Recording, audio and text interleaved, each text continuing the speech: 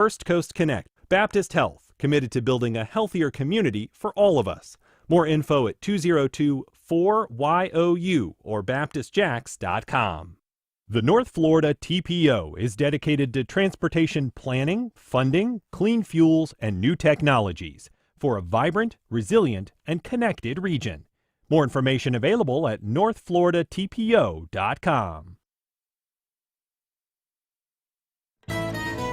This is WJCT News 89.9 Jacksonville. Up next, national and local news from NPR and the WJCT News team.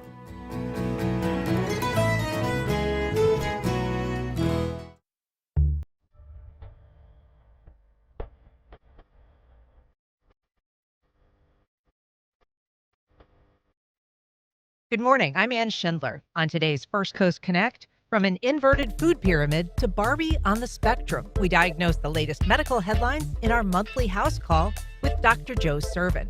He also takes your calls and questions on any healthcare topic. Then, tracing the history of the Sunshine State through 500 years of cartography, an upcoming event maps it out. And the legend of a literal folk hero lives on. We discuss the Gamble Rogers Folk Festival's monthly musical series. Join the conversation. Give us a call on air at 904-549-2937 or go to firstcoastconnect.org to find all the ways you can connect with us. Stick around. We'll be back right after the news.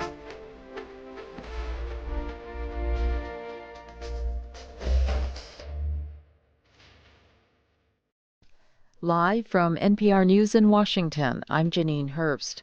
President Trump says he's concerned about reports on the rising number of protesters killed in Iran. NPR's Tamara Keith reports he's telling the demonstrators to keep going and that help is on the way.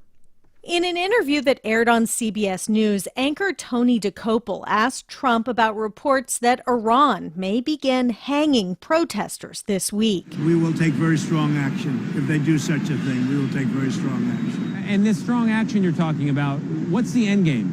The end game is to win. I like winning. Asked how he defines winning, Trump mentioned Venezuela, military actions from his first term that took out terrorist leaders, and the strikes on Iran's nuclear program. It's still not clear precisely what Trump's objectives are in Iran, but he did say he wants to make Iran great again. Tamara Keith, NPR News.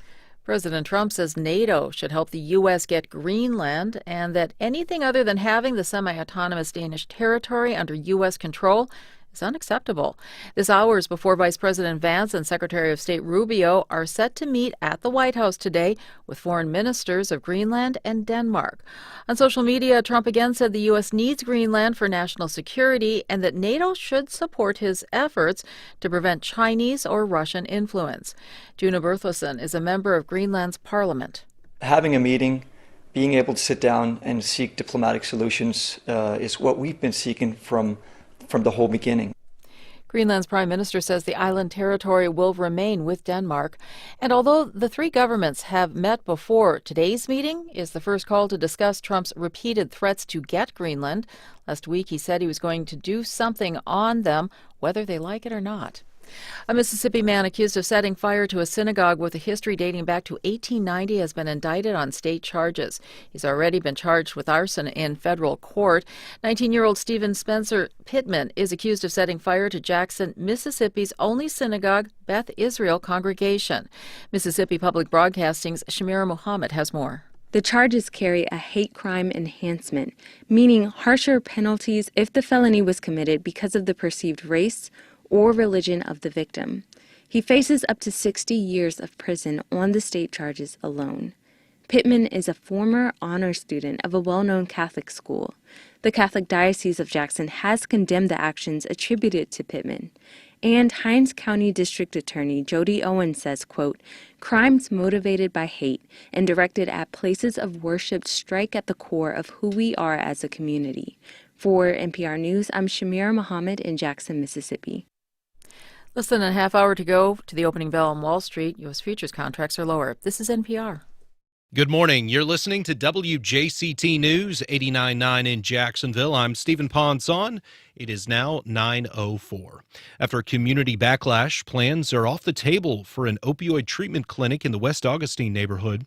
West Augustine is just outside the St. Augustine city limit, and residents of the historically underserved community believe that the new season methadone treatment clinic would have done more harm than good.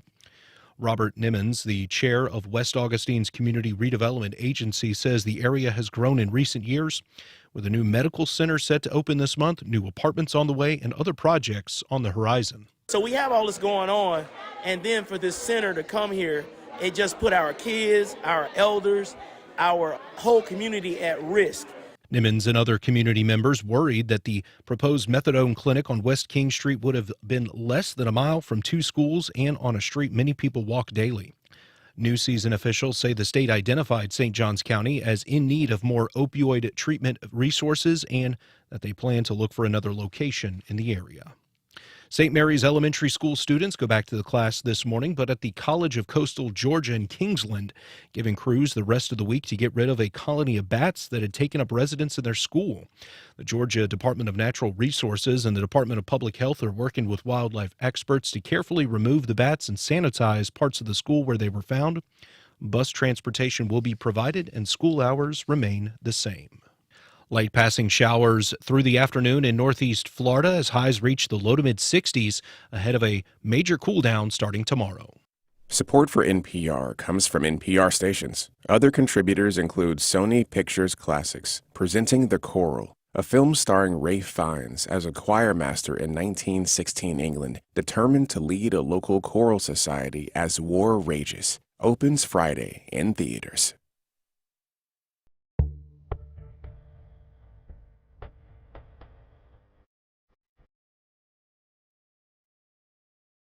Support for First Coast Connect is provided in part by Baptist Health and North Florida TPO.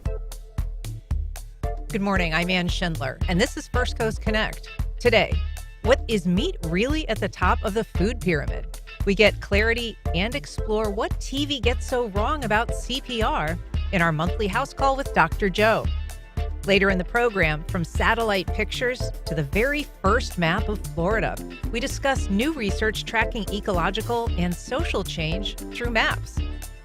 But first, I am joined, as I am each month, by our own Dr. Joe Sirven of WJCT's What's Health Got to Do with It program and podcast. He helps break down the latest medical headlines and takes your calls and questions on any healthcare topic. Welcome, Dr. Joe. Happy New Year, and excited to talk to you. So much going on in health. Oh, my goodness. So much going on in health. And it's always good to have you here to help us break down the headlines.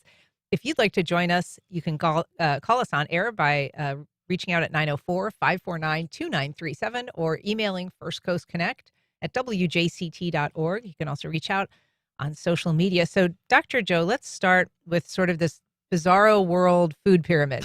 Everything flipped on its head. The upside down. Up is down, literally. Yes. So we have a new health secretary unveiled this new guidance about what to eat and how much. What does it say? A couple of things. Overall, it still preserves a lot of what we know. It's just what they decide to emphasize to fit in to what we to some of the similar recommendations. They want to focus on dense, whole foods. It's just the sources of those foods, it has been flipped. For years, it was always about plant-based or grains would be the source of this. But instead, now it's, as Mr. Kennedy, Secretary Kennedy said, the war on saturated fats is over. And so animal fats makes a return in this as a way of getting your calories. The problem with it is that if you look at, even within the guideline, how much they specify how much animal fat, how much fats and things to get. If you have like maybe just a little bit of that butter or beef tallow, which made the list here, you pretty much have satisfied your calorie requirements for the day. So there's a little bit of contradiction within this, but there are some good things here. The focus on whole foods, a restriction on sugar, which I think is appropriate. It's a little heavy on that because they say that kids should not be exposed to any sugar until after age 10, which as anyone will know, good luck with that. Yeah, right? I mean, happy Halloween. What are you going to do every year? I just smiled as I looked at that. I go, it's not a bad thing to say to de-emphasize sugar. I agree that is one of our issues, and it gets us away from ultra-processed foods, which have a lot of sugar with it. But to that level or extent, that's pretty tough. The other place, it kind of like, talks about limiting alcohol, another good thing, if you will. But alcohol now is also being viewed as perhaps maybe we should be minimizing all alcohol of any sort. One thing that was interesting about the alcohol, too, that I see that they added to the guidelines is sort of, it should be limited. But then they had these categories of people who should never, ever have it. And that's people who can't control drinking, Right. people who are taking medications that, are counterindicated with drinking. So they've created just a no drink standard, which really I think is clearer than before. So, and I think that's why I said this is kind of like a mixed bag of items. I know the headlines talk a lot about the fats and the meats, but overall, if you pull back, the differences aren't that huge other than the fact that they got rid of that pretty plate graphic and it's now the upside down inverted pyramid. With a big steak at the top. With a big steak at the top. Which, it's the only problem with this, with the contradiction is like, I want to remind folks that almost 28% of American adults are on a statin agent. That's a cholesterol lowering agent. This is a big source of fats. But you have to really look into the items to show that you have to be very cautious and judicious of how much you eat. I mean, the use of saturated fats in our lifetime was something that was really pulled back. And that's why they stopped using, real fats to make donuts and French fries. Correct. And everybody complained that they didn't taste good anymore. But what does the science say about saturated fats in particular? I think the science tells us that we have to be very cautious, particularly in heart disease.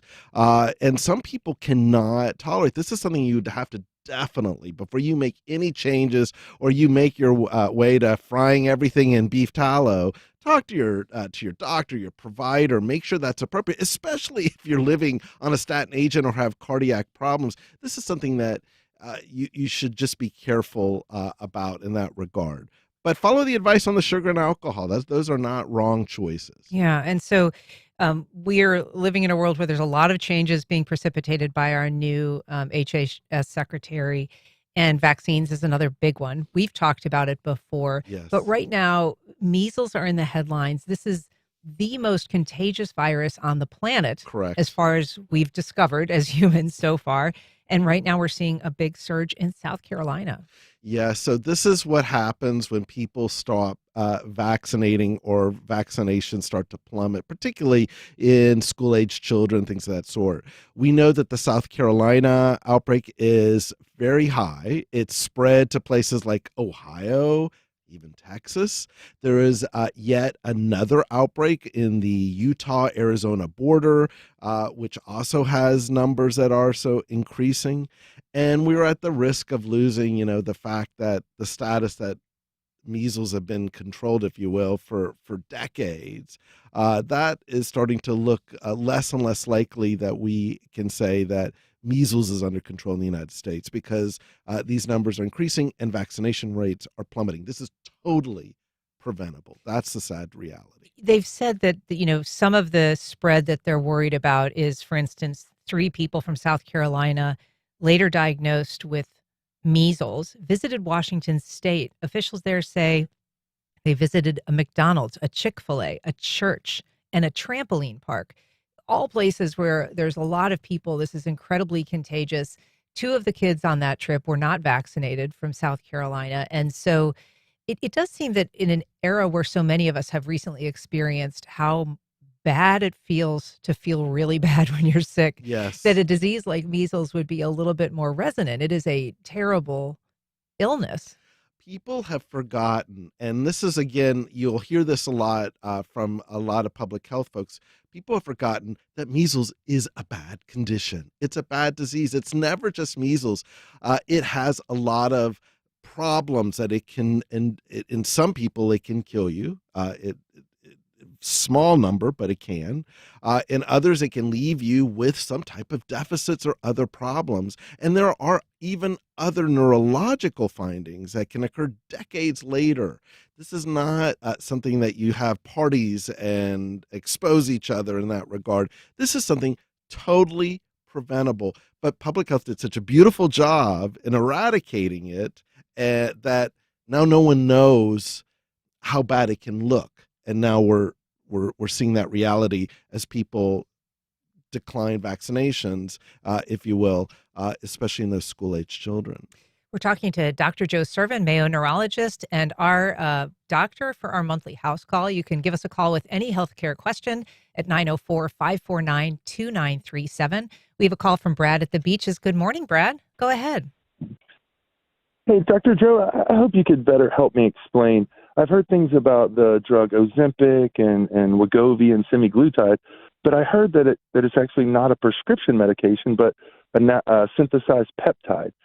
And so my question to you, could you better explain how peptides work and maybe how this drug works as compared to ones where pharmaceutical companies actually make a medication up, where this is just a body process that's synthesized? Or am I incorrect? No, Brad, thank you for that question. Let me at least point out those drugs like Wegovy, Ozempic, those are very much prescription-based drugs. Anyone who has gotten them, they will know just by the pricing, if you go fill them, that's the case.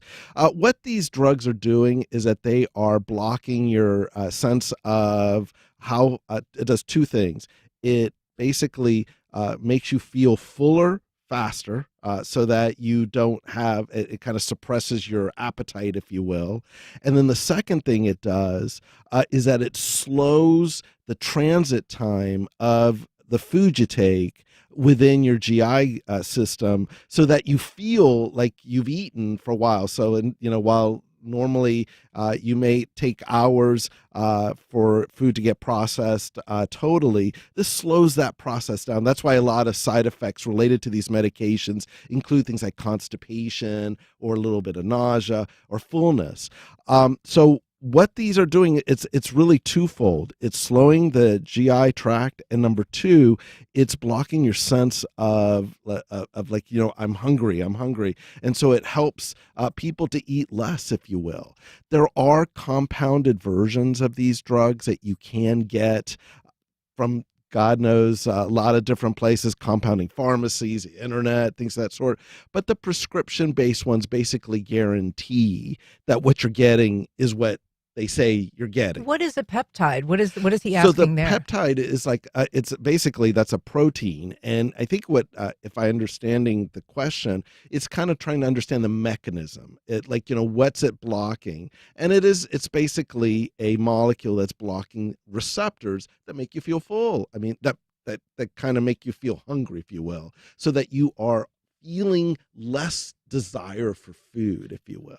But it's a great question, Brad. Brad, does that fully answer your question?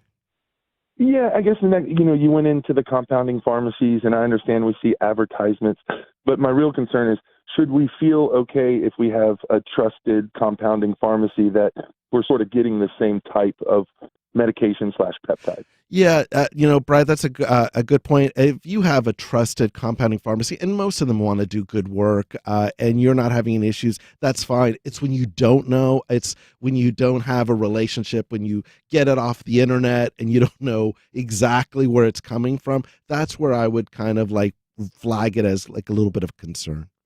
All right. I want to move on to a topic that's been reported on. They did some research about CPR on television. Yeah. And this is interesting because it's one of those things that we see portrayed so often that sometimes we think we know how to do it just from watching TV. But also a lot of us over the course of our schooling receive some sort of basic CPR training.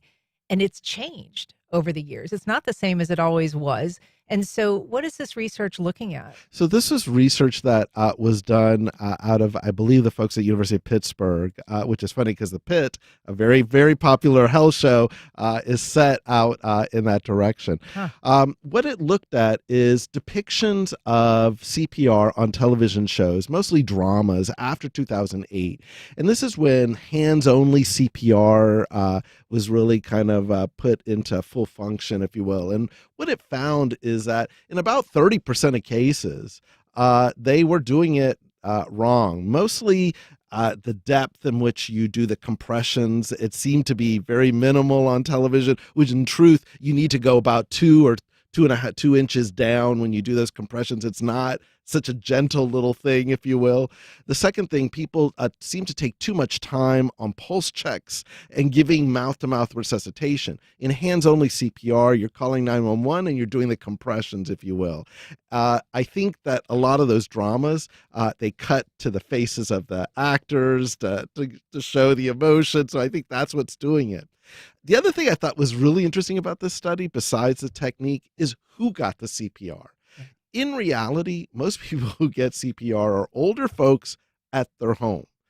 On TV, they mostly had to be younger, Caucasian individuals who are in anywhere and everywhere, airports, restaurants, and they all seem to wake up, especially on shows like 911 and things of that sort, which I think was called out. So it just kind of says, well, if you start thinking that it's only about young folks who are of a certain group that are getting CPR, when the reality is it's mostly older folks who are getting it at home, it may not make it so common that you can want to go ahead and try it. We've sort of talked about this a little bit before too, but the reality is that CPR done outside of a medical setting is successful in sort of a vanishingly small number of cases. It is really not something people are waking up from unless there's a medical professional doing it. Right. I think it is a small percentage, but as I say, if it's your family member or something along those lines, you still give it the try. My wife, who teaches CPR all over for the YMCA here, you'll hear from her. If you plug. I know I'll get a phone call from her. The reality is, it's something that we should be doing. But you're right. That the folks that it's a small percentage overall if you average it out that survive, but at the end, there's still a percentage that survives. Sure, and more will survive if they're doing it right. Exactly. Yeah, as opposed to how you do it on TV. So lesson learned there. I want to, this is not a TV thing, but it's sort of a in the media, certainly a kind of commercial product. Mattel has unveiled this new Barbie. And it's part of a line of Barbies that they've introduced that are differently abled or perhaps disabled. This is a Barbie on the autism spectrum. I love this story. This is autism has had such a moment right now, and people are talking about it left and right.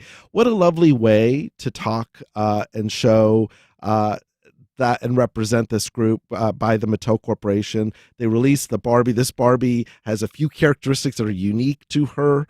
Number one, she has headphones to cancel out noise for those who struggle with noise or oversensitization to stimuli. Has a little communication board for those who use speech elements. The gaze is a little off, so that it is not directly giving you eye contact to represent that. So it's an and they gave it a fidget spinner, if I remember correctly, when it comes to this. It's a cool thing. What a lovely way of just showing representation. I saw in the press release that they have a Florida mother-daughter, I believe, in Tampa that are kind of the ambassadors for this one. I think it's a lovely way to kind of just show this group within society to have that representation. I loved it. I brought a smile to my face. I've never had a Barbie in my life. I don't have a daughter. I did not have anyone to play with it, but what a lovely thing to do. Yeah, I mean, and it does, I guess, speak to, as you say, the fact that we are increasingly recognizing the footprint of people impacted by autism. Loved ones, this is the kind of thing that, of course, people could buy for someone who has a sibling with autism, but certainly also someone who is on the spectrum.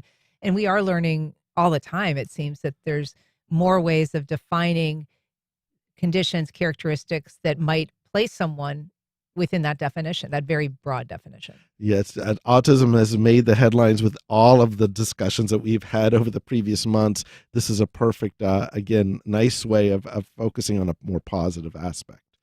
So, in terms of things that are for sale in the community, other than a new Barbie, there is a consumer electronics show every year. It's in Vegas.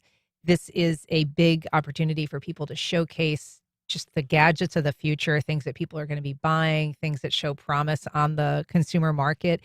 And this year, there is a tremendous focus on health and wellness. Perhaps no surprise, that is a Right. market that's been surging in recent years. What are we seeing that's catching your eye in terms of the gadgets of the future? One particular product, excuse me, that caught my attention is a mirror that is able, using AI and face recognition, that is able to tell you to some level a longevity predictor or if you're sick. So I thought this one was fascinating because as someone who does not like to look in the mirror, I kept wondering who's going to buy the mirror that when you show up to get ready in the morning is telling you you look 20 years older than you should or you're sick. I could see the benefit on one level, but it was a fascinating. I thought that would just took me a little off guard because it's just such an interesting concept in terms of just literally something that we all do every day, for it to tell you how you're doing from a health perspective. And this is just basically a mirror that would sit on your desktop. I don't know how useful it would be day to day, right? Right, But right. it provides this very swift analysis within minutes or maybe even 30 seconds that is supposed to project your longevity as a human being. What is it looking at? What is it relying on to make that judgment? It's doing a combination of both skin, hair color, what's like, is it changing? How's your face? What's the reaction on it? And it's able to average out every time you look in the mirror. This is both the promise and the peril of AI, things that are imperceptible to ourselves that it can pick up over time to tell you what's going on. And maybe it'll pick up something like, maybe your skin color just looks a little off. Could that be a sign of a liver condition if it's a little jaundice? Or is there something new, a mole that shows up? It's a lot of interesting possibilities that you have, like this extra pair of eyes on you that are trained on you with a system that has learned to figure out, boy, that's a little bit of a change that you don't notice, and that can make potential predictions for longevity and all. So as a doctor, what about this gives you pause? What do you think the medical community, how will they receive it? I think on one level, anything that if it comes as simple as picking up a mole or something that's cancerous or a problem, that's lovely, and the medical community receive it well. Where I worry about is like the other side of that, if this thing gives false positives or false negatives, if you will, and tells someone, oh my goodness, you need to call your doctor. Have you looked at yourself in the mirror? Then you end up with lots of psychological concern in terms of and people just not want to look at it, if you will. We're talking to Dr. Joe Sirven about the latest medical headlines, and we're also taking your calls and questions on any healthcare topic. You can give us a call at 904-549-2937. You can also reach us at First Coast Connect at WJCT.org, or you can reach out on social media.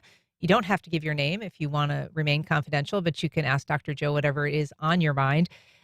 When it comes to an assessment done by a mirror, like we're talking about, what about people? I mean, do you worry that it could phase out reliance on doctors, give people false assurance that they're okay and they don't need to check in with their doctor, relying on it too much? Yeah, I think that's always going to be the risk. To some level, though, in order to go to the next step, what do I do about this if it tells us that there's a problem? I think that's a good sign for those perhaps to kind of reach out or remind someone to reach out. I tend to be a little bit more of an optimist that it actually, I think, may complement or even supplement the relationship than not. Now, it's possible that in some cases you won't need it. But I kind of, just to me, it reminds me of those Star Trek episodes when I was growing up, and the little that little thing that I always wish I had, and you just kind of wave it around the person, and then it tells you X, Y, Z. That's a good thing, because then that allows you to kind of move to the next. I mean, I love that you're an optimist, because it's a good counterpoint for kind of how I view things sometimes. I look at this and say, well, what if it's great if it's in your own house on your vanity and you're looking at it, but what if you go to an employer and they're asking you to look in the mirror, or a dating app incorporates this sort of selfie style image in your assessment? It seems like the kind of thing that would be perhaps not great if used by the wrong people or in the wrong way. And that is, I think you hit that on the nail. I think that is very true. I kind of always look at, I live in a world at health where every piece of the health record is considered like sacrosanct. You cannot touch it. If it's done, if you go in there and you're doing it for wrong purposes, you get fired. And so that type of protection around this data is important. To your point, I will say I have no idea where this data goes or lives. Is it some server? Is it some other country? I don't know that. Those type of things have to be placed around it for me to continue with my optimism, if you will, so that we can go that. But you're absolutely right. This just gets us into more data privacy issues as well. So when it comes to who's got the data, that is related to another item that was introduced at this same show, which is essentially a monitor that tracks your cognitive decline. And so it can tell you, based on your gait, how you're walking, how you're speaking, a variety of metrics that it looks at to see if you are experiencing some sort of cognitive decline. Tell us a little bit about that. One of the things that we've seen, particularly in my area of brain science and neurology and things of that sort, is that data that comes from things like handwriting, decisions you make. There was a recent study on just driving, just like those little things insurance companies give you to see how people drive. Those can be predictors. Handwriting, decisions, what you're looking up, how you phrase things in an email, those can be predictors of cognitive change, because it can pick up whether you're repeating yourself, whether your handwriting is not the way it should be, whether in the situation of driving you're kind of circling something, or the brakes aren't working as quickly. That is kind of almost the frontier of diagnosing these cognitive issues. It still has to be paired with clinical data, but again, we get into almost imperceptible changes that systems like AI and other machines can pick up on us that start to kind of frame a picture that poses a question, is something going on? And that was also in that Consumer Electronics Show. They have something called Brain Health by Samsung, a huge company, looking to actually use that type of information from a wearable to kind of predict it based on just how you're standing to everything else I've mentioned. And then it comes out with predictives. That could, again, on one level, great if it's helps you to get treatment early. On another level, it could be concerning if that data goes to a lot of places, especially a big corporation that's overseas. Sure. I mean, data security is a big question, because everybody's basically been hacked at this point by something at some point. So where does it live, and who's governing it, and what happens years from now when that company goes out of business? I mean, those are all legitimate questions. But one thing that has been a topic of discussion recently is the use of this data by, for instance, if you're applying for health insurance, whether that would be something that an insurance company could request, or if you're in a car accident, whether your own insurance company could request, say, cognitive data to say, well, you should have known you were experiencing these signs of cognitive decline. You shouldn't have been driving a car. You're at fault. Therefore, you could see a lot of ways that this data could be requested or required by certain companies, particularly insurance companies, in ways that would be detrimental. Absolutely. And this is where policy has to keep up with the science. What this told me as I looked at all these interesting products is that the science is moving at an incredible logarithmic pace, but no, I have not heard those laws on privacy or HIPAA related to these type of information or data points, and they're going to have to be there. Otherwise, I'm not buying any of these unless I have those questions answered. I mean, I was just chatting earlier. I'm like, I got rid of my smartwatch because I was being driven crazy by it. We've got a call from Leslie in Jacksonville. Good morning, Leslie. Go ahead. Hi. I apologize if you've already covered this, but I wondered how Dr. Joe would feel about ivermectin being available over the counter, which I think has been proposed. Yes. Thank you. Yeah, thanks, Leslie. That's true. We have not touched on that. We have not touched on that. So here's the thing. Ivermectin for what? And it's a great question because I have seen that is in one of the issues of trying to make that over the counter for folks. I will remind folks that ivermectin is actually approved in the United States for use in animals for certain parasitic infections and things of that sort. It had a moment when it got talked about for COVID management. It has not been that helpful. Was it successful? It has not been that helpful in COVID management. There have been studies. There was suggestion there might be benefit. I would kind of say this is like one of those things. If it's over the counter, just know that there's no such thing as a drug without side effects. And so, if it's out there, just be very knowledgeable that there may be other better choices. I mean, what will people be using it for? I think it was actually for certain types of infections and things of that sort.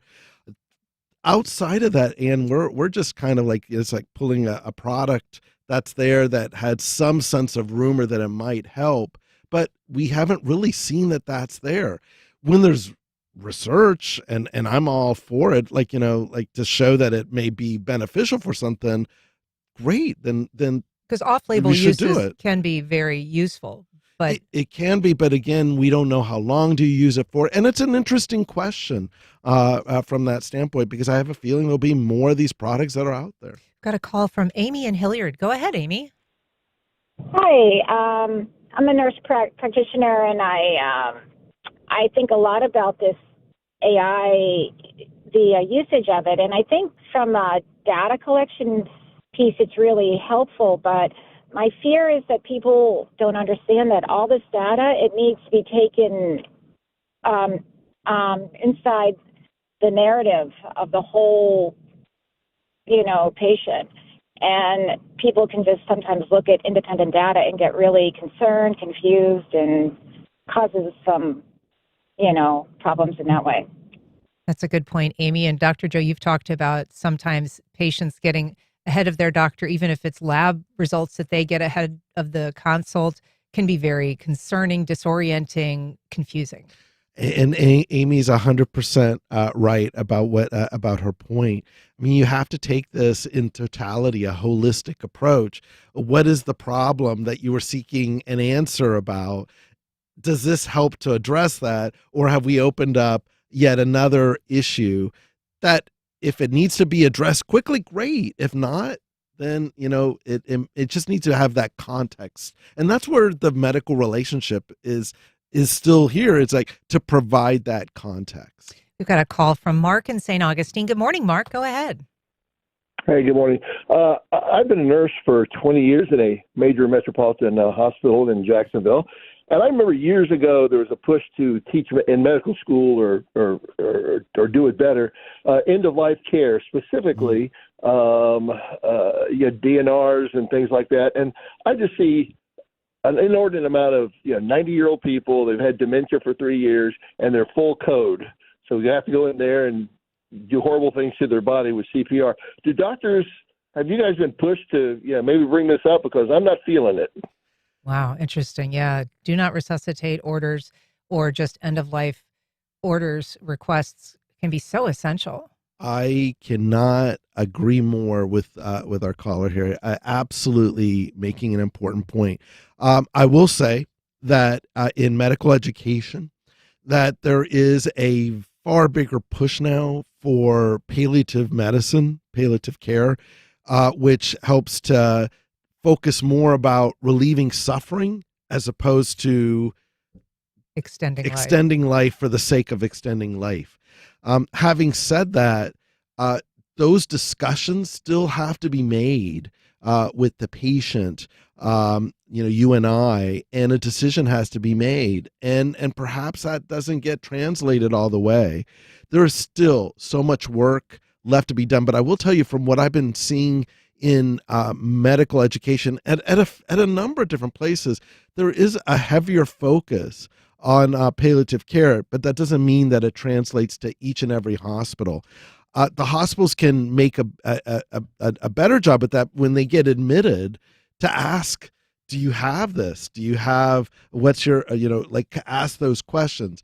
But when it arrives through an emergency room in a situation where the person's not able, but this problem is huge. And I will say that's where even on a financial economic place, most of the hospital bills and financial bills come from end-of-life care in situations that were just brought out.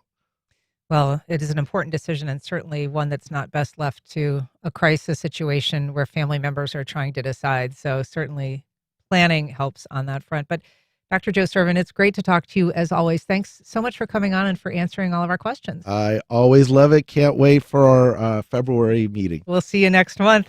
All right, up next, tracing the history of the Sunshine State through 500 years of cartography.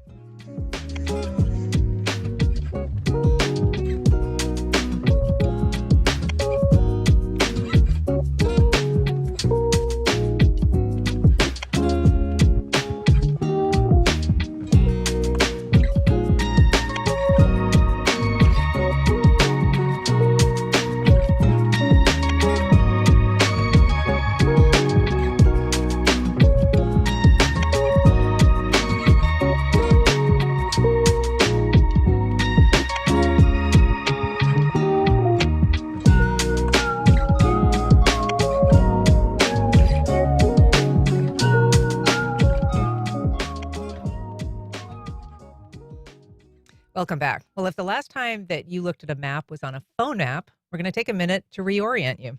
In other words, we're rerouting. We're talking to Tammy Kiter. She's a special collections librarian at the Jacksonville Public Library. She's going to talk about a new way of looking at Florida. Good morning, Tammy. Thanks for being here. Good morning. Thank you for having me. We're also joined via video by Rodney Kite Powell. He's the director of the Touchton Map Library at the Tampa Bay History Center. Good morning, Rodney. Thanks for being here. Hey, good morning. It's great to join you guys. Good morning, Rodney. Good morning.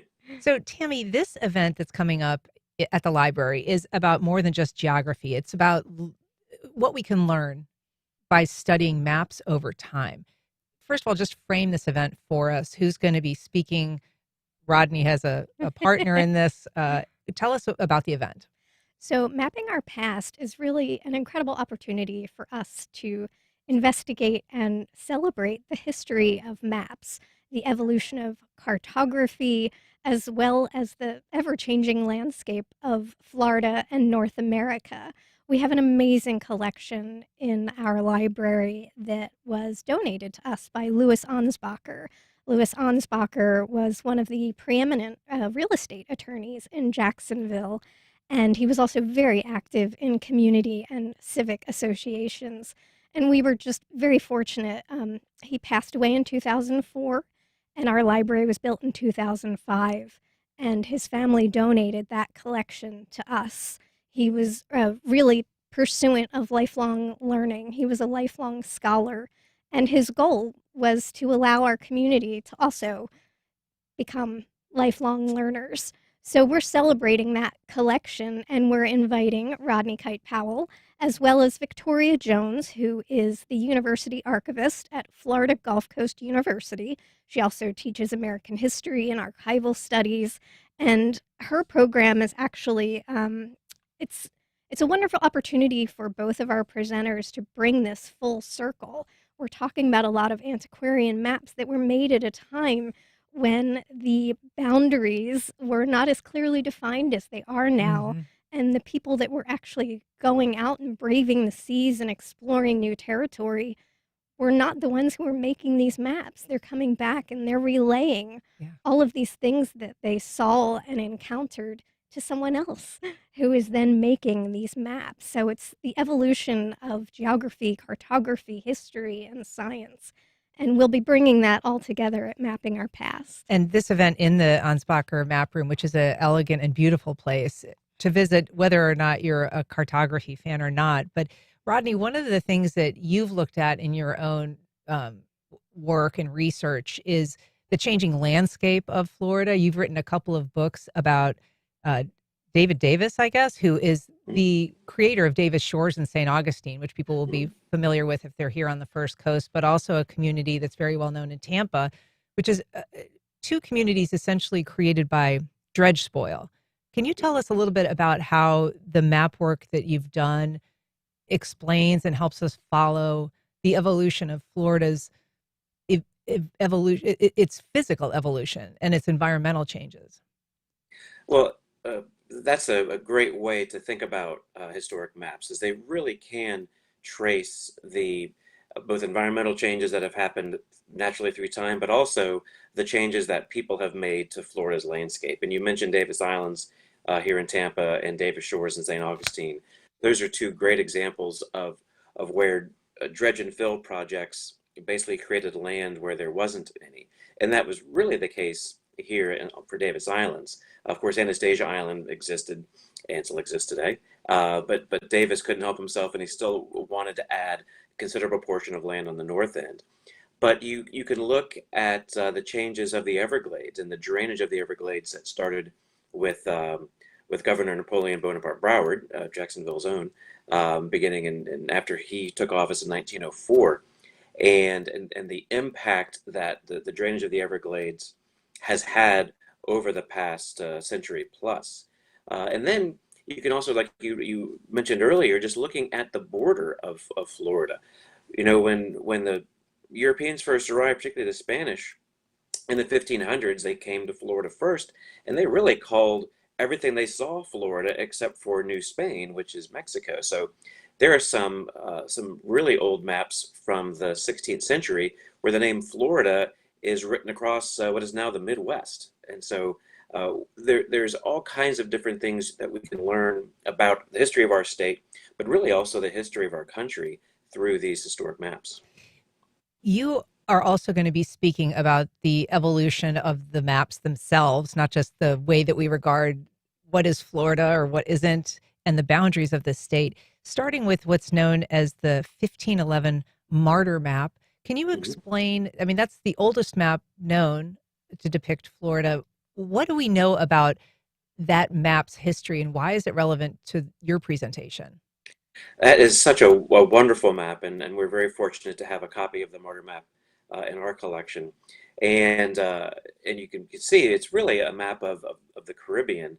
Cuba is featured in the middle of it. It's actually the first map to have the name Cuba on it. Prior to that, Cuba was called Isabela by the Spanish. But just to the north, or just above Cuba, is this kind of squiggly line, and it actually is written upside down, island of Bimini, or part of the island of Bimini. And that's what some of the indigenous Caribbean people called the landmass that we know as Florida, and that is actually what Ponce de Leon was looking for in 1513. And so that squiggly bit is actually the southern Florida, or South Florida, and the Everglades. And it really is kind of, in some sense, Florida's birth certificate. It's the first time that Europeans had any knowledge of what we know as Florida. And then when Ponce de Leon arrived in 1513 on the East Coast, he named Florida, La Florida. And again, it goes to show, and particularly as we're celebrating our country's 250th birthday this year, so much of the American history that we learn in schools is from the English perspective, and it's kind of mid-Atlantic to the Northeast. But that map is from 1511, depicting a part of Florida, decades before anybody had any sense of what would become Virginia, or certainly Massachusetts. And of course, up by you is St. Augustine, founded in 1565. And so again, it really does reiterate and enforce how important Florida history is to the beginnings of American history from the European context. Again, it's very important to remember, of course, the indigenous people who came before. But from a European standpoint, Florida history really is the beginning of American history. All right. Well, we're going to have to leave it there, but it is going to be a fascinating event. We have a link on our website for people who want more information. Tammy Kiter from the library, Rodney Kite-Powell, thanks so much for being here. Appreciate it.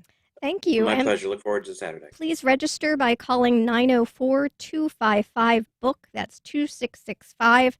The event takes place Saturday, January 17th from 10 a.m. to 12:30 p.m. You can also register for a map tour. Thank you so much for having us today. It's a delight to talk to you. Thanks so much. And we'll be back in just a minute with a preview of the Gamble Rogers concert series live from the Waterworks.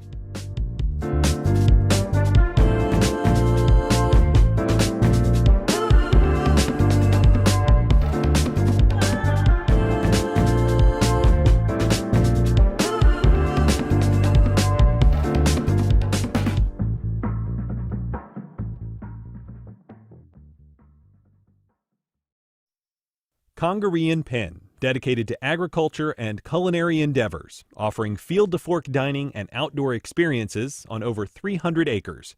Sip, dine, explore. Information at congareeandpen.com. Terrell Hogan Law. I'm Wayne Hogan. Highway, hospital, home, work. Where injuries happen can make a difference in the law and the outcome. More at terrellhoganlaw.com. The Gamble Rogers Festival and St. John's Cultural Council present an evening of songwriting and musicianship by Robert Bolin and Will Mehring, live from the Waterworks, January 17th in St. Augustine. Tickets available at gamblerogersfest.org. Florida Theater presents an evening with Itzhak Perlman. This multimedia program interweaves storytelling alongside personal photos, documentary clips, and performances by the violinist and his pianist. Monday, January 26th at 8 p.m. Tickets and information available at floridatheater.com. Scenic Jacksonville presents the Great Cities Symposium on February 5th. Victor Dover, city builder and town planner, shares how he has transformed cities, streets, and neighborhoods through urban design across the U.S. Tickets available at scenicjacksonville.org. It's the sound of trust, of calm, of clarity. The sound of WJCT News 89.9, bringing the world to Jacksonville every morning with NPR and local reporting that leads the way. The State Department faced its largest reorganization in decades last year, leading to the firing of diplomats and agency staff.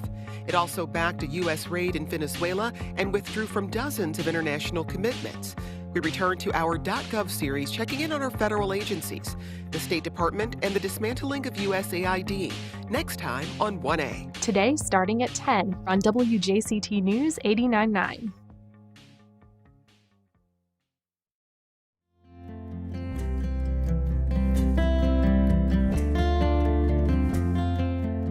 Welcome back. Well, a concert series celebrates the legacy of the late, great folk icon, Gamble Rogers, storyteller and musician and all-around extraordinary human being, no longer with us. In addition to the annual festival in his name, there's now a monthly series featuring a range of musical styles. And here to tell us about this month's show is the artistic director for the Gamble Rogers Folk Festival, Lee Hunter. Good morning, Lee. Good morning. Thanks for being here. So this series is called Live from the Waterworks. It's in a building in St. Augustine, a historic building known as the Waterworks Building. Tell us a little bit, first of all, about the venue and then what the series is aiming to do. Okay. So the Waterworks Building, I'm not an expert on the Waterworks Building, but it's a lovely brick building that was actually the Waterworks in St. Augustine. It's downtown, but the north end of the downtown area. Sort of near where the Carousel Park used to be. Yes, Yeah. exactly. And it's also the home of the St. John's Cultural Council.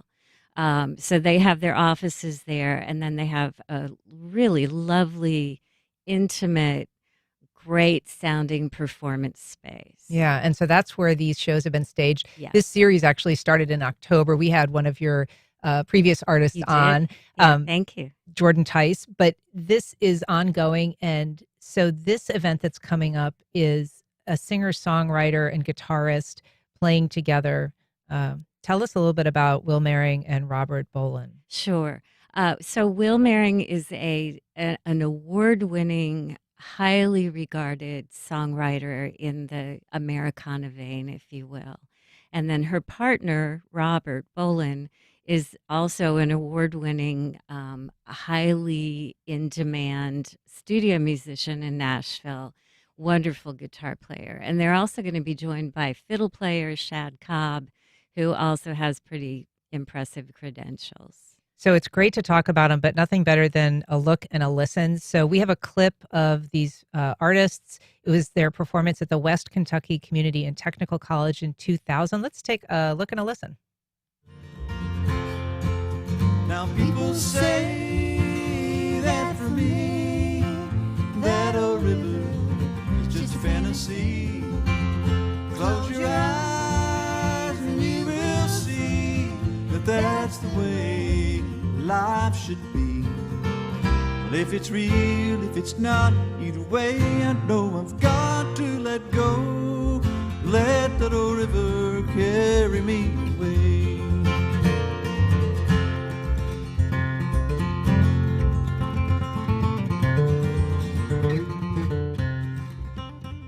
You can see some extraordinary finger work there Really at the impressive. end. And I should correct myself, that was performed in 2020, not 2000. So this event, as we said, is part of a series that was designed to honor Gamble Rogers. He was a storyteller, he was a folk musician, and he was nationally known. But for people who aren't familiar, just remind us a little bit about why this event was created to remember him. Well, Gamble lived in St. Augustine, and I think the most important thing about Gamble's legacy, besides his incredible musicianship and his storytelling ability, was he was an amazing human being. He mentored a lot of musicians in St. Augustine who still perform there today, who are also become a part of the festival.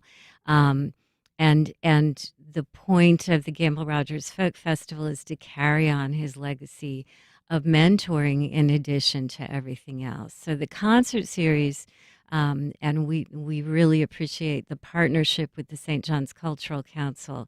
The concert series is designed to carry on Gamble's legacy, present people, present the music that represents Gamble and beyond. And every ticket sold goes to support the festival. And there is a middle school named for him. There is a state park named for him in Flagler Beach, which is where he died, lost his life, actually trying to save someone who was drowning. So his legacy is well remembered. And if you've never heard him, it's worth checking out some of his work. He's fabulous. He's funny as can be and an extraordinary musician. So this event is one of several, as we said. Some upcoming events in February include Sonny War, who is a singer-songwriter and kind of a folk punk musician from Nashville. We're where excited. Where can people get more information about this show and other ones coming up? Everything is on our website at gamblerogersfest.org. All right. We also have a link on the firstcoastconnect.org website. You can check it out. Lee Hunter, thanks so much for being here today. Thanks for having me. All right. And that's our program. Thank you for listening. If you missed anything, you can find all of our past and current shows at firstcoastconnect.org. And while you're there, you can sign up to get daily show news, including a breakdown of upcoming guests and topics delivered to your inbox every weekday with our new daily newsletter.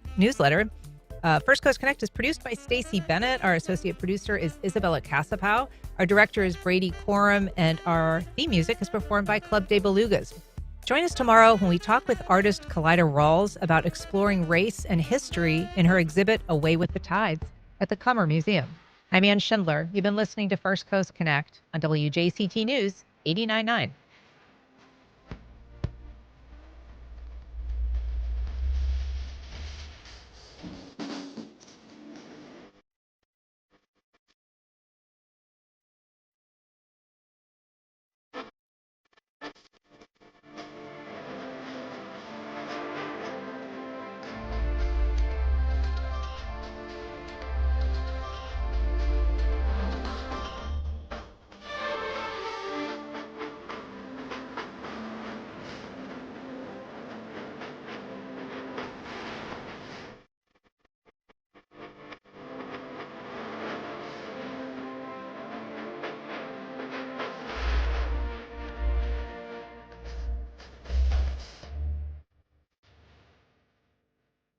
Support for First Coast Connect is provided by Baptist Health and the North Florida TPO.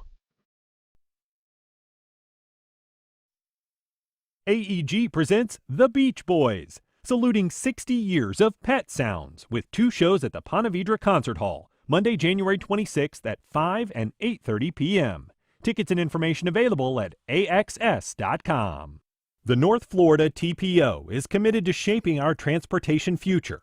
We're focused on planning, funding, clean fuels, and new technologies for a vibrant, connected community. Learn more at northfloridatpo.com. Baptist Health is a proud supporter of First Coast Connect. Baptist Health, committed to building a healthier community for all of us. More info at 202-4YOU or baptistjacks.com.